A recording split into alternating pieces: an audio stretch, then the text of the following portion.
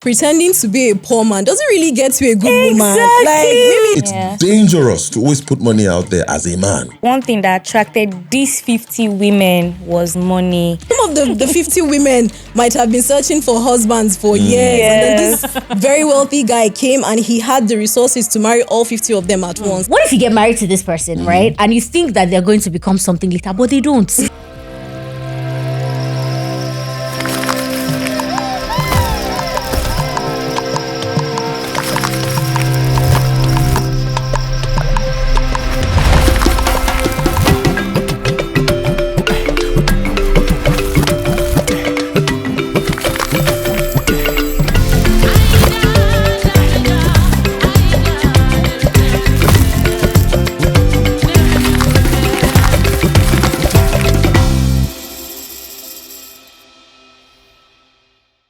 Welcome to the Forgecast. Today we're talking about the Igbo culture and their value system, and we're using a folk tale to talk about that. So the story is about Mbe the Tortoise and his 50 wives, and how he got them to marry him actually was, with a lot of trickery and a lot of lies. Now, can you imagine being someone's second, third, let alone 50th wife? You guys, can you imagine? I swear. There's a lot of activity. Lord. I mean, that's a whole community. That's a small village. That's a village. Communal husband. And he's the only one. Okay. Yeah, we get you. On that department, we understand. Yeah. That's a whole lot. Personally, what Where do you does he guys get the think strength about to still do polygamy? business? Like, is it something you see yourself being a part of? No. Never. Not a chance. Not even. Like, not. I'd rather be single. At least second wife. Like, I won't be a party to that, so but I'll say, okay, I understand. least. Then third wife, I'll be like, you safe. Then fourth wife, I'll be like, Then fifth, sixth, like even the 49th wife. Yes. Even the 49th wife. Like, I can imagine. And then the 50th, like, they just had to round it up. It was just too much. Do they want to kill the guy? Now, look, that those are only the wives. I'm sure they were concubines. That guy must have been busy. He was busy. And then I wonder how many kids he I had has. to say guy because it takes a guy for you to do that kind of thing. Yes. And I think that from the story, one thing that attracted these 50 women was money. Ooh. It was money because... The usual culprit. Yeah. The usual culprit. Okay, so I mean, I get it. It might be money, but look, we have to look at the time that it happened. And the These culture. women and the culture, Yeah. they were just looking out to save themselves. They were looking for Exactly. security and Hypergamy status. is natural, At that point in time, they did not care about love. It was just a thing of, okay, Survival. so it Yes. was survival. Okay, so you're saying if I marry this man, I marry into a house that I will be protected. Where, okay, I have to bear kids, but cool. That means these kids are protected, right? Yes. They get to be someone in society tomorrow because this is the name of, this is the father. And this is the name that they carry. So they're like, okay, no problem. I don't mind if I'm the 61st wife. Yeah. Talking about the 61. value system. I mean, from the beginning of the story, it says that single men could not own market stalls and single women could not own farmland. So who could blame people when a society only glorifies and even rewards people that are within the confines of, a marriage? There was so nothing maybe some for of the singles. Yeah, some of the 50 women might have been searching for husbands for years. And then this very wealthy guy came and he had the resources to marry all 50 of them at once. Like, let me start my business to get my farmland, my market stall. So it was about survival. We can't really blame them, right? Yeah, There's something you mentioned that I think I really admire. It was a single, when you said single men are not allowed to own stores in the market and likewise single women.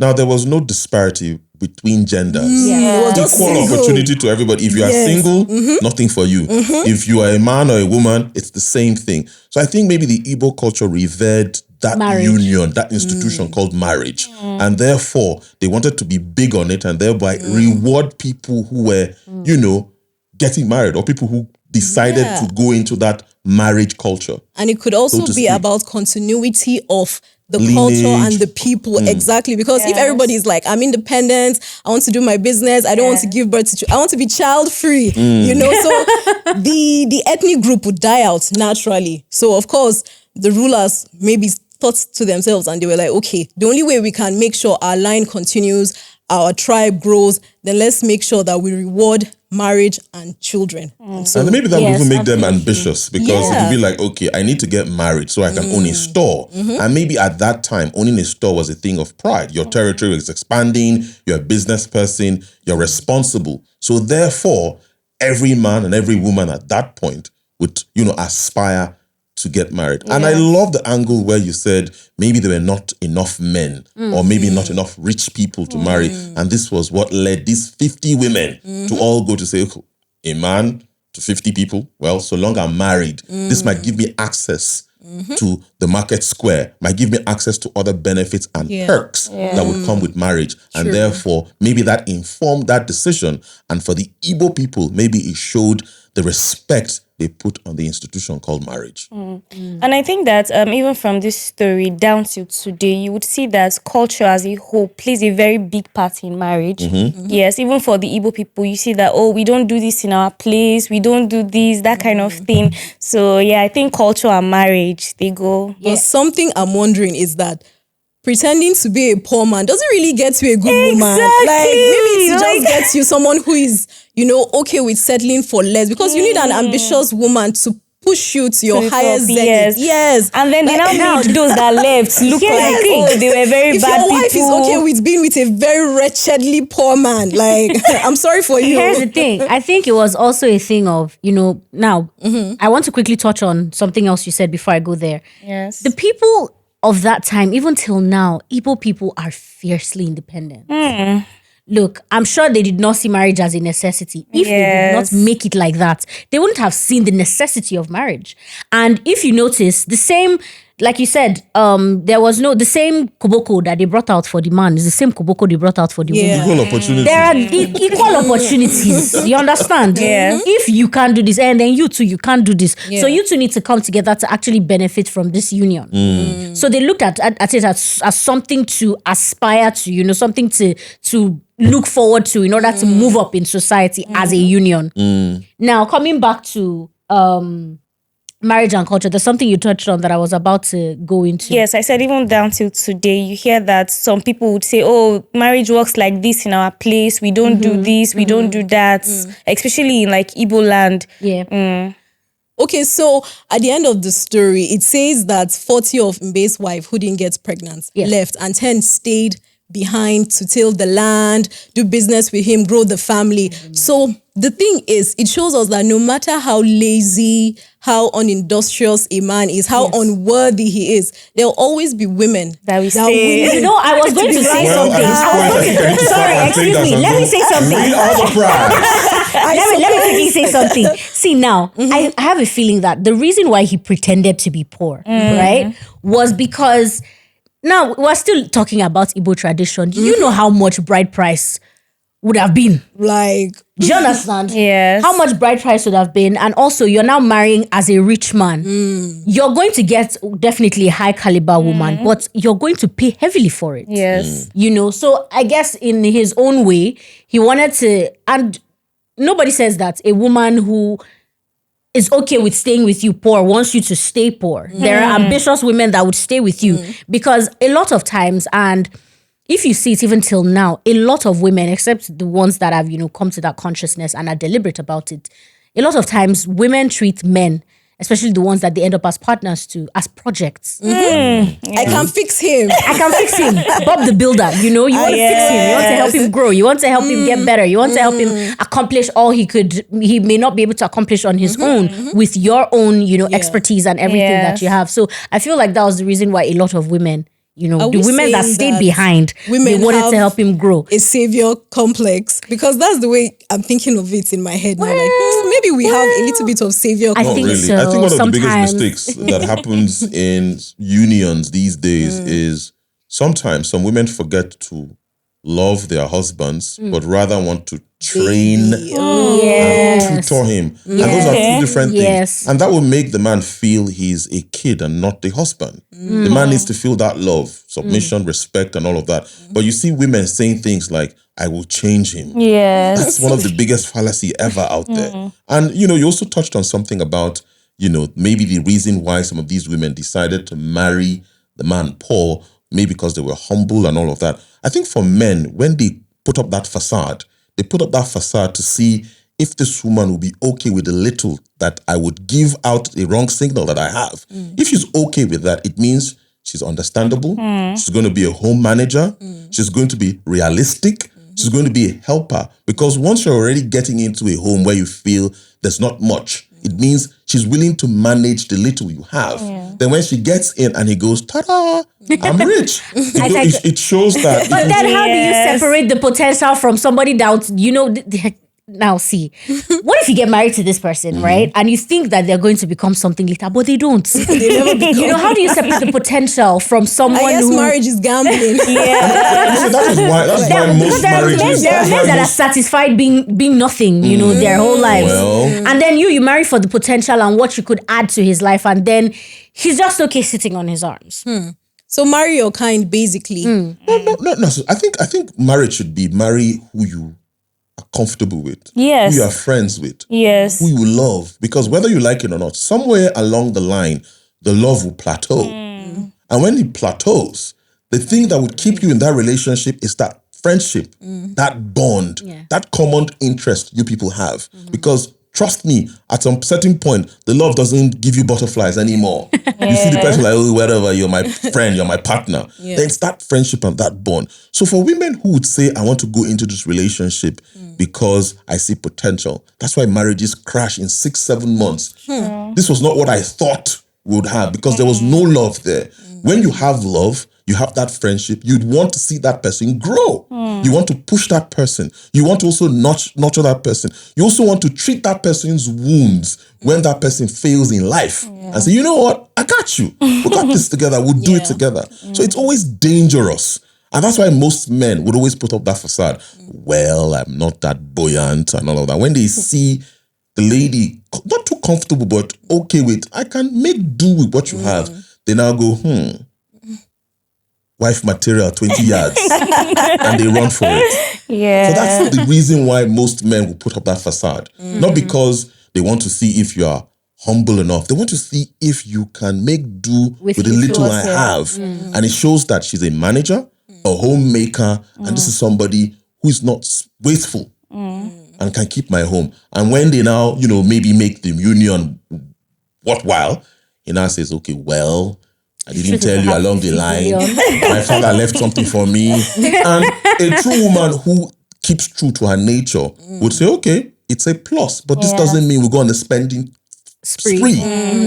You understand? It's an interesting So that's the reason why. That's the reason why most is. men want to do that. It's not because we're trying to say, hey, we want to find out something. We want to see how well you can manage the little. Then if we see you're good with the little, we get loose and say, you know what? I have the money. Do what you will. And we know that you would not waste it. And that's why we do what we do. And maybe that's why the tortoise did what he did. I see your point. If someone was He went all the way to 50. To be Well, he wanted to slow his I'm not going rolls. to follow. And I think Maybe that another point of view that I'm looking at is those 40 that left. Just hearing the story, you will say, women are materialistic, that's why they left, this, this. But I don't think that's Maybe going by what she said, the expectation fell off somewhere. Like maybe by now I should have my shop in the market square. Yes. Maybe by now I should have 10 farmlands. And how will you get shops for 50 of us? And it's not giving. Like, man, this guy is not what we thought it is. At the end of the day, let's leave. I beg. Let's go to the next. Because they ran out of the expectation. What they projected was not what they met. And maybe the 10 people got what they wanted. Or maybe like, okay, I'm comfortable here. Let's stay and make it work. Or maybe it wasn't, fulfilling some... There's also the part of trickery. It's possible they got married to him, came home and realized there were 49 other wives. He did have I think at that time, marriage was a big deal. Obviously, must have done a lavish ceremony, or parents must have been involved. Parents must have been involved because marriage then is about families. Yes, call your it's not families about the and all individual. that. And the women would also say, hey, I believe back then, even till today, our new wife, we welcome you. So obviously they were aware of what they were going into. Maybe it was the distribution of wealth. They did not get as per what they were hoping for and decided to leave and say, okay, you know what, this was not what I planned for. By now I should have my farm, I should have my market in my village square, or maybe I should have a servant tending to me. And since these were not the things, let me move to the next village or the next clan and see what happens there. So back to what Mr. G said about how maybe the reason why some men downplay their resources and their accomplishments is just to see what a woman's mind is like and what she would do giving more. How frugal she is. Yes, like, okay, if you give her this, will she turn it to this, you know?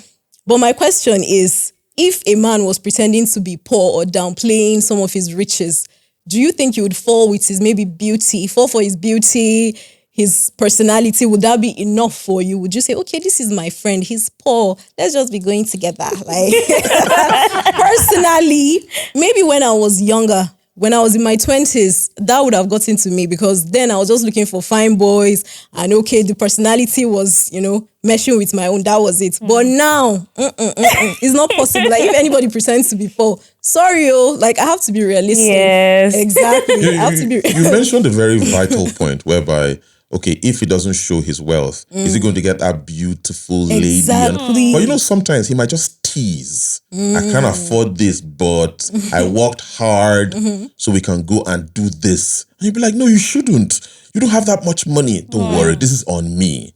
Now that gives another sign to say, okay, There's money. This lady is considerate. There's some people like, let's blow it all. Let's do it all. Let's cast our mind in a local setting. I want to get the best rapper. I want to get the best, beads and all of that and so on and so forth. And the guy will look like, hey, if this woman is this flamboyant, she would run down She has come to eat my money.